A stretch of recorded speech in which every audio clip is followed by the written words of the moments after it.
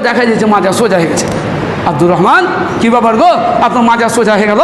বলছে হ্যাঁ গো, আমরা ওই যে অমুক কবিরাজের কাছে গিয়েছিলাম, একটা তাবিজ দিয়েছে, বাস মাজা সোজা হয়ে গেছে।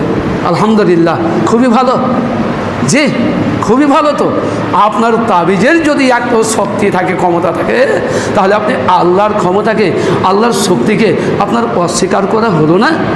আপনিও যাবেন জাহান্নামে, আপনার কবিরাজও যাবে জাহান্নামে। আপনিও যাবেন জাহান্নামে, আপনার কবিরাজও যাবে জাহান্নামে। আপনার যে তাবিজের কারণে আপনার অসুখ ভালো হয়েছে, আপনার তাবিজ কেউ ছাড়া হবে না, তাবিজও যাবে জাহান্নামে।